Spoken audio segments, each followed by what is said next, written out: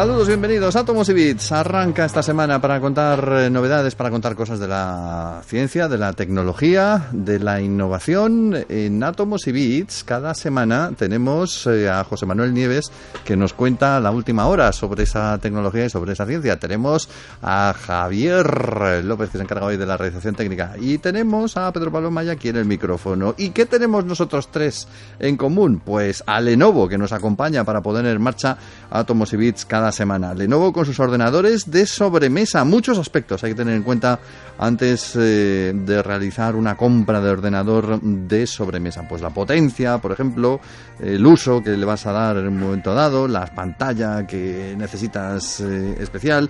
Todo lo que busques en ordenadores de sobremesa lo tienes en Lenovo, con ordenadores configurables, funciones destacadas, alto rendimiento, sólida fiabilidad, también con ordenadores específicos para el hogar, específicos para los juegos. En lenovo.com tienes toda la información. Lenovo, tecnología de leyenda. Don José Manuel, saludos cordiales. Hola. Muy Bienvenido buenas. Después de tus viajes por el mundo, como si fueras Indiana Jones. No vamos a hablar del arca perdida que encontraste, ni del cáliz del Grial que también has encontrado, porque esos son pequeños secretos de los que nadie se tiene por qué enterar. En cambio, vamos a referirnos a cosas interesantes relacionadas en nuestro programa, mirando hacia las estrellas, que es nuestro destino, como diría el otro. Y bueno, pues estoy un poco trastornado porque habéis encontrado mi base finalmente. Ay, joder, Pedro Pablo, ya sabes que no se puede uno ocultar ni ya ni en el espacio. Ahora voy a tener que reconocer mi origen alienígena.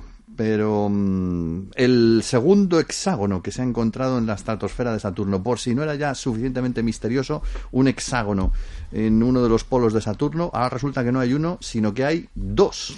Sí, hay dos, en el Polo Norte, concretamente. Y además están uno encima de otro a varios cientos de kilómetros de diferencia. Es decir, uno está sobre el polo, que es como una especie de tormenta, que está bastante estudiada, ahora recordaremos cómo fue descubierto y todo eso.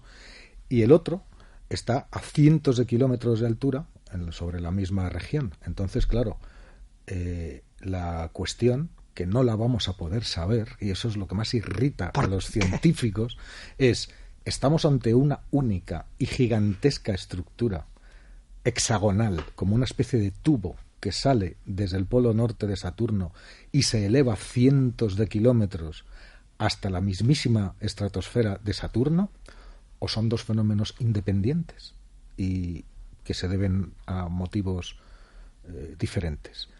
No lo sabemos y tardaremos mucho tiempo en saberlo, porque la Cassini, la misión Cassini, fíjate, la misión Cassini, que estuvo desde 2004 y que sabes que el año pasado ya se suicidó, precisamente se metió en la atmósfera de Saturno recogiendo el último set de datos que todavía un año y pico después se siguen estudiando, y de esos datos es de donde ha aparecido esto que estamos contando hoy, este segundo hexágono, ¿no?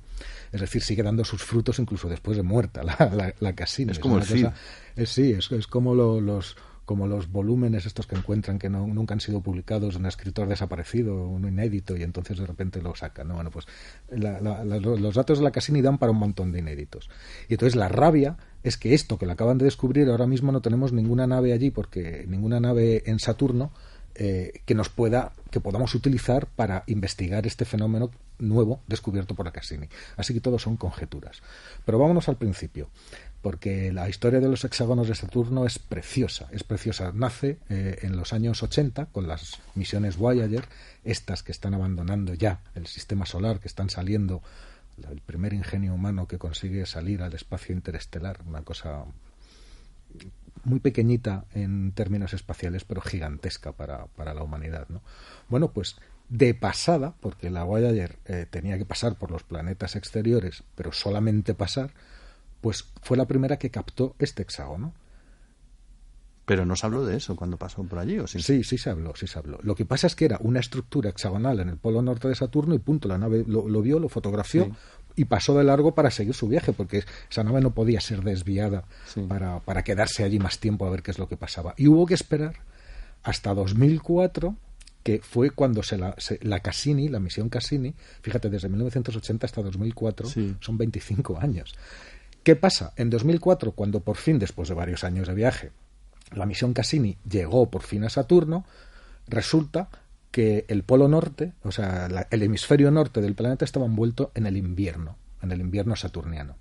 Y resulta que el invierno saturniano, es decir, estaba en sombra y con unas temperaturas tan bajas que los instrumentos de la nave no podían penetrar y trabajar a través de esas temperaturas y de esas condiciones climatológicas.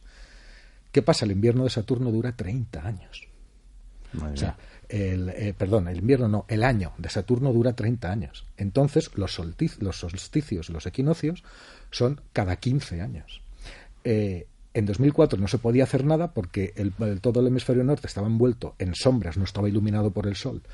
Y además era el crudísimo invierno y hubo que esperar hasta 2014 para que empezara a entrar la iluminación y el sol. Y entonces, a partir de ese año, de 2014, fue cuando se pudo empezar a estudiar aquel primer hexágono que había visto la Voyager 25 años antes, ¿vale? Y efectivamente pues se ha visto que es un fenómeno probablemente de origen tormentoso, que la forma hexagonal es un vórtice que cobra esa forma probablemente, con casi toda seguridad, debido a la rotación misma del planeta, ¿no? Y a las condiciones geomagnéticas del polo norte de Saturno, y se ve que es como una especie de huracán cuyo ojo, o sea, son como muros de nubes que bajan varios kilómetros, ¿no? Y tienen forma hexagonal, y cuyo este ojo de este gigantesco huracán en el polo norte pues tiene esa forma curiosa hexagonal. Muy bien, pues hasta ahí se hacen decenas de estudios. O sea, ahora, aprovechando que ya estamos entrando en el verano de Saturno, que todavía no ha entrado del todo, o sea, fíjate, desde está entrando el verano de Saturno, que va a durar unos cuantos años, pues es más fácil ir estudiando, ¿no? Y date tú que la Cassini, en su misión suicida final, en la gran final esta de 2016, cuando se estrelló, capta este segundo hexágono mucho más alto, a cientos de kilómetros de altura, sobre el primero. ¿El segundo o el primero estirado? Que no o lo el sabemos. Primero estirado, que no lo sabemos, aunque las hipótesis, ya tengo que ver, son todo hipótesis, según los investigadores, es muy complicado que una estructura aguante pasando a través de todas las capas atmosféricas que tienen vientos que van, depende de la capa atmosférica, en una dirección o en otra, con temperaturas que se van haciendo, que van variando también. Esas diferencias en la climatología, a medida que vas subiendo, harían muy difícil que una estructura así se mantuviera intacta, se mantuviera única desde prácticamente la superficie, muy cerca de la superficie, hasta centenares de kilómetros de altura. Y entonces, pues no han tenido, estamos otra vez, pues como a principios de los 80, cuando la Voyager vislumbró aquel primer hexágono. Ahora acabamos de vislumbrar ese segundo hexágono y no sé cuántos años tendremos que esperar. Tenemos que hacer un crowdfunding para mandar otra nave. A que vaya otra nave a terminar de ver qué diantres es eso y cómo se explica. Hasta ahora son todo teorías. Es posible, otra de las posibles razones, otra de las posibles teorías, es que es posible que, igual que tú imagínate cuando haces un aro de humo, haces, pues al principio es un círculo que es bastante compacto y luego hay un fenómeno que es la evanescencia, que eso se va difuminando. Sí. Bueno, pues es posible que estemos viendo una evanescencia de aquel primer hexágono, del primer hexágono que está más abajo, que se está disolviendo, pero que en ese punto todavía es lo suficientemente fuerte como para identificar las formas, ¿no?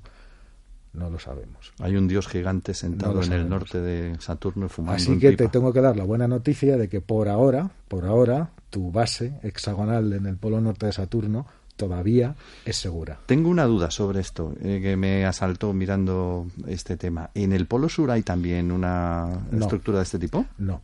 En el polo sur de Saturno no se han detectado hexágonos de ningún tipo. Pero hay imágenes y no se ha visto absolutamente nada. Hay imágenes porque al mismo tiempo que el hemisferio norte estaba tapado en la zona de sombra y en la zona invernal del planeta, el hemisferio sur estaba en verano, con lo cual se podía ver el hemisferio sur, y en el hemisferio sur no hay nada ni siquiera parecido, con lo cual también eso es muy interesante porque indica una disparidad en el funcionamiento de los dos polos del mismo planeta, no funcionan de la misma manera, ¿no? Es decir, hay mucho que aprender todavía, pero eso significa enviar más naves allí, y hasta que no llegue la siguiente estamos, ya te digo, como con la Voyager en los 80, con la Ahora miel en los labios. Ahora llamo yo a la NASA para que vayan preparando un par de naves más, porque esto no puede ser. Aunque no sé si me van a hacer mucho caso, porque están ahora obsesionados con el tema de Próxima B, del planeta este que descubrieron, que ahora resulta en Próxima Centauri, que dicen Lo que descubrió sí. en español, Próxima B. ¿Cómo se llamaba? Se llamaba Guillem Anglada. Ahí lo tienen. Bueno, es un astrónomo español y él fue el descubridor. De hecho, en el año 2016, cuando se descubrió, fue nombrado por este descubrimiento uno de los 10 científicos del año mundial por la revista Science. Tenemos ese privilegio y lo tenemos. Está trabajando en Londres, pero vamos, es un científico español. Y es curioso porque también en la ciencia exoplanetaria se cuecen habas, porque este descubrimiento, que fue sensacional, imagínate que de toda la inmensidad del espacio, con todos los miles de millones de estrellas que hay, encuentran el planeta que más se parece a la Tierra justo en la estrella de al lado del Sol, en la primera estrella posible, en la estrella más cercana a nosotros, que es Próxima Centauri, se encuentra este planeta que es hasta ahora el más parecido a la Tierra. Y digo que se cuecen habas porque no sé si recordarás que poco después la NASA anunció, no a 4 años luz como esta Próxima vez, sino a unos 40, un sistema planetario, el de TRAPPIST, sí, el famoso con el TRAPPIST, que había varios planetas y tal, y quiso darle como bajón al tema de Próxima B. Y entonces se lanzaron una serie de estudios con los cuales el propio Guillermo Anglada, que yo estuve hablando con él, estaba indignado, que le daban como bajonazo, diciendo, no, porque las condiciones en esa estrella seguro que está todo evaporado, que no sé qué, los buenos son los de TRAPPIST estos que hemos descubierto. Porque lo había descubierto el español y no la NASA. Y entonces hicieron muchísimo ruido con eso, que es un gran descubrimiento también, pero en fin, hay sitio para todo, el universo es muy grande, no hay por qué dar bajonazo a una investigación para resaltar más la tuya, y eso es lo que hizo la NASA en ese momento. Bueno, pues resulta que ahora otro equipo, esta vez independiente, de investigadores, ha generado nuevos modelos climáticos de Próxima B, ha hecho como 18 o 20 modelos diferentes, con todo el tiempo y los recursos que eso implica, ¿no? Y ha aplicado además el mismo tipo de modelos climáticos que se estudian en la Tierra para estudiar los modelos climáticos terrestres. Y ha encontrado que, a pesar de todas las objeciones que más tarde los científicos, ahora te diré cuáles son, pusieron al tema de Próxima B, es muy posible que efectivamente Próxima B tenga océanos de agua líquida. Y superficiales, como los nuestros. ¿Qué sucede con Próxima B? Lo primero es su estrella, Próxima Centauri. Próxima Centauri es una estrella completamente distinta del Sol. El Sol es una estrella amarilla que está quemando hidrógeno, tiene una temperatura y una emisión de energía que es muy grande.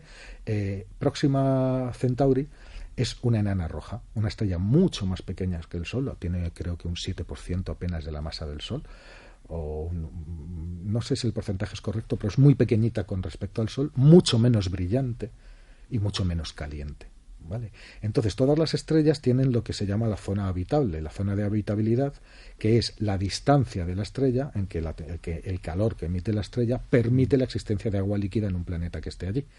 Entonces aquí en el sistema solar la zona de habitabilidad evidentemente la ocupa la Tierra a 150 millones de kilómetros del Sol. Aquí es donde el agua ni se congela ni se evapora, cosa que sucede por ejemplo en Venus o en Marte, ¿no? Que no están en la zona de habitabilidad, una está más cerca, Venus más caliente, otro está más lejos, Marte más lejos, más frío. Bueno, pues la zona habitable de Próxima Centauri resulta que está muchísimo más cerquita, porque al ser una estrella más pequeña, su zona de habitabilidad está casi pegada, está muy cerquita a la estrella. Y ahí es donde está este planeta, está en la zona habitable de su estrella. Pero esa proximidad hace suponer que el planeta también es muy, muy proclive a padecer los efectos de las tormentas solares de las enanas rojas, que se ha visto que son muy grandes, ¿no? Y además seguro que está anclado, es muy probable que esté anclado gravitatoriamente, es decir, está anclado a su Sol, de manera que siempre le muestra la misma cara, un poco como la Luna con la Tierra, sí, que va girando, pero siempre nos muestra la misma cara, es decir, tendríamos un hemisferio en Próxima B que siempre es de día y otro que serían unas temperaturas muy calientes, y otro hemisferio en el que nunca da el sol, que siempre sería de noche, la cara oculta, digámoslo así, que sería muchísimo más frío, con lo cual esas condiciones no son buenas para que un océano, incluso en el caso de que existiera agua al principio, se haya podido mantener. Bueno, pues los nuevos modelos climáticos incluyen un modelo, como sucede en la Tierra, de océano circulante.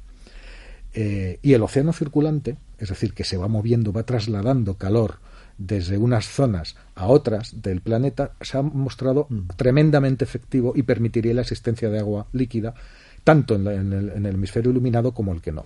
Aquí en la Tierra, por ejemplo, por eso digo de los modelos climáticos, con la costa este de Estados Unidos, por lo menos, por ejemplo, es mucho más cálida de lo que debería de ser. Pero no lo es, ¿por qué? Porque la corriente del Golfo le lleva agua templada, agua cálida, y el resultado es que es mucho más cálida, las aguas y las temperaturas son mucho más cálidas de lo que deberían de ser si la corriente del Golfo no existiera. Y en la costa oeste pasa justo al revés, debería ser más cálida y es mucho más fría porque reciben corrientes oceánicas del norte que les llevan agua fría. Bueno, pues aquí podría pasar lo mismo.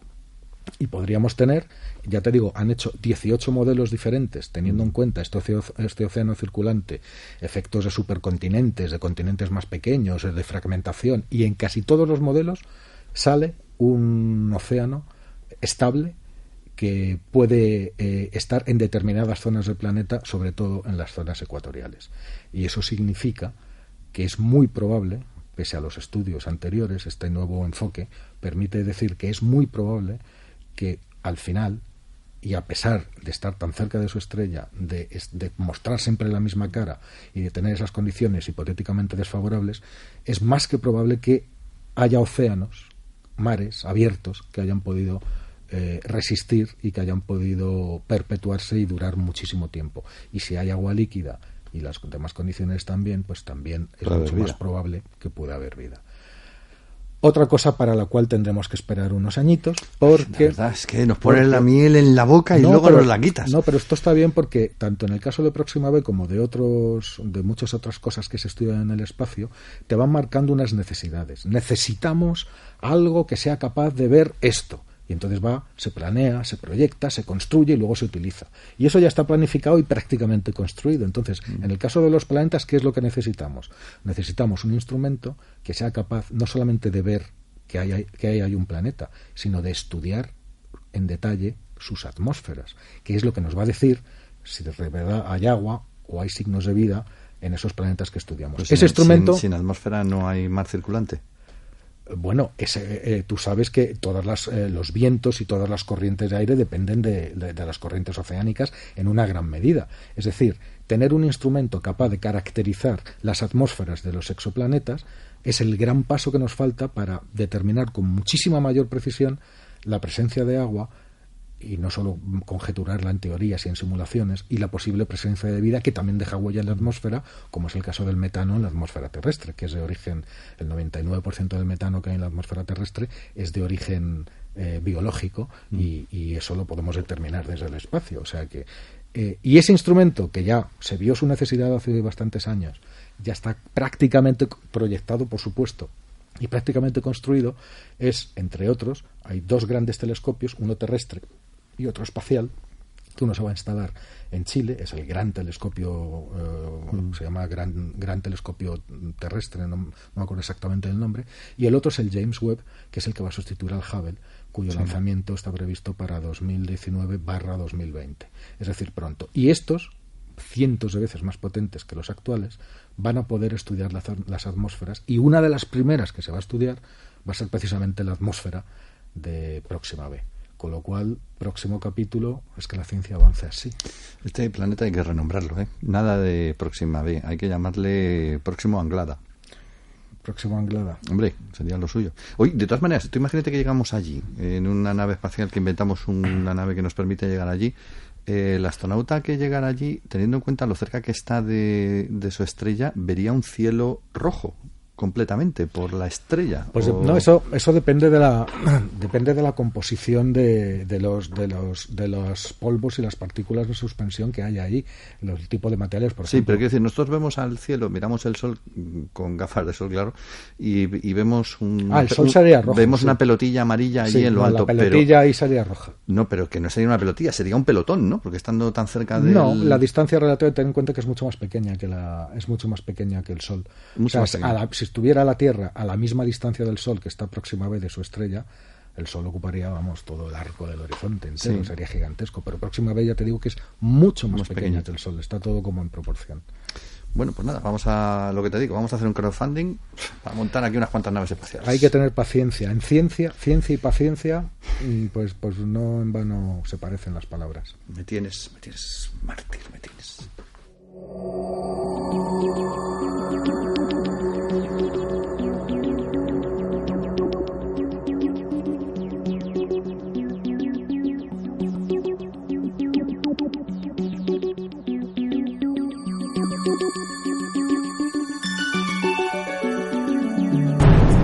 Bueno, mientras desarrollan la tecnología de los satélites, vamos con la tecnología de los móviles, que cada vez está más desarrollada y cada vez nos provoca mayores crisis de angustia existencial, porque claro, uno cree que tiene un gran teléfono móvil, pero a las 2 semanas aparece otro y dices, ¿por qué tengo este y no tengo el otro?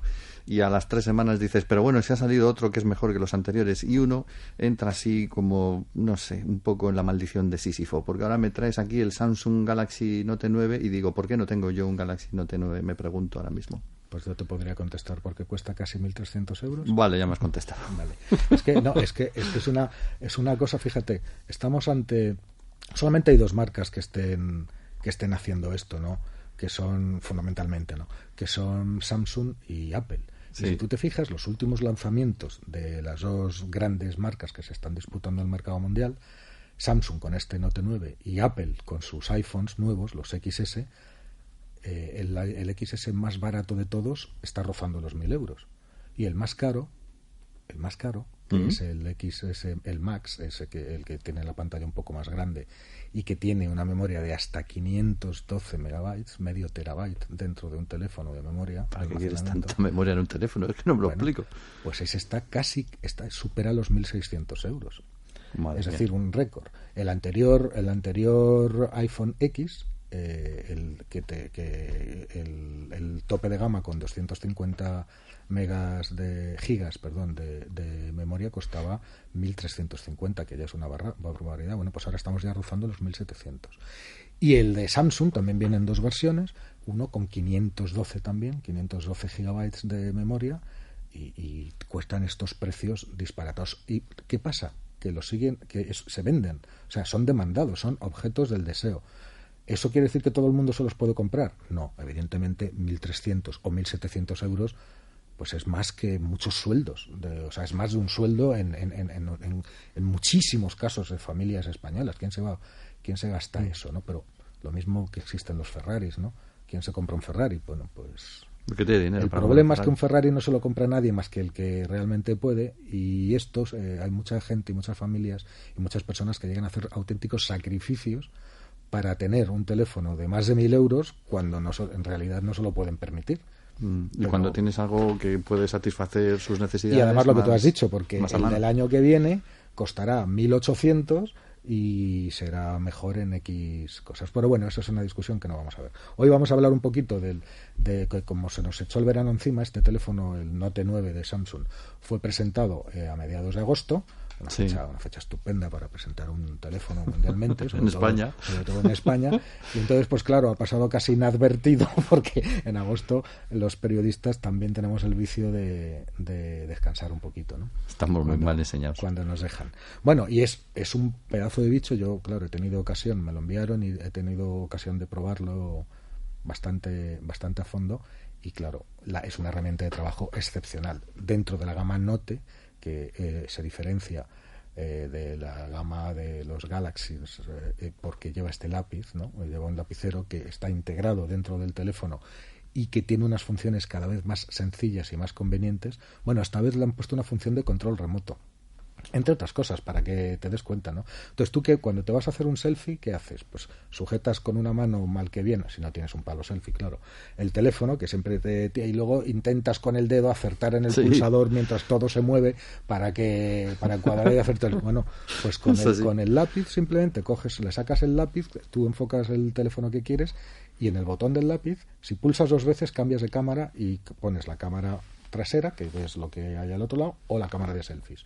Y cuando tengas la foto que quieres, pulsas una vez y se captura la foto. Es como un mando a distancia que sirve para eso y para otras cosas también. Bueno, pues eso lo lleva este Samsung Note. Luego el lápiz evidentemente se puede utilizar como puntero para traducir palabras, tú las seleccionas simplemente con el lápiz y se traducen, para tomar notas, para capturar una pantalla y escribir encima anotaciones y enviárselas a quien quieras, para tomar notas a mano, en fin, un instrumento de trabajo muy conveniente, ¿no? ¿Qué tenemos? Pues tenemos una pantalla estupenda, que con calidad QHD, que es una pantalla Super AMOLED de 6,4 pulgadas, curioso, porque las pantallas cada vez son mayores, pero como es la pantalla infinita que ya no tiene bordes, la propia arquitectura del teléfono, que es mucho más pequeña, permite que toda la superficie sea pantalla, con lo cual un teléfono de 6,4 pulgadas no es mayor que uno de 5 pulgadas y media de hace apenas unos años, ¿no? Y tiene todo lo último. Tiene el último procesador de Samsung, que es el último Exynos, con capacidades de inteligencia artificial, memorias, ya te digo, hasta 512 GB, una batería estupenda de 4.000 miliamperios, carga rápida, todo lo que puedes desear en un smartphone y un diseño, francamente, una cámara, las cámaras son estupendas también, tiene un doble sensor de 12+12 detrás, cámara doble para hacer fotos desenfocadas, retratos, etcétera, y otro sensor en la cámara principal que, bueno, en fin, es una pasada hecha en los mejores materiales y que tiene ese precio desorbitado. Hay que ponerse a ahorrar.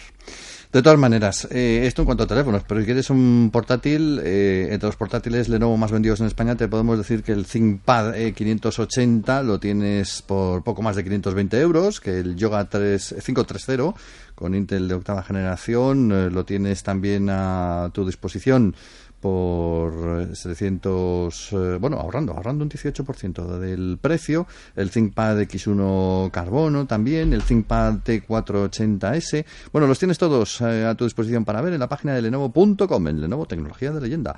José Manuel Nieves, volveremos a vernos la semana que viene. Por supuesto. Si es que los habitantes del hexágono no dicen otra cosa. Y Javier López, lo mismo digo. Pedro Pablo May os ha saludado desde el micrófono. Os esperamos en 7 días. Sí, tienen que pasar 7 días, lo siento. Tienen que pasar 7 días. Es así. El fútbol es así.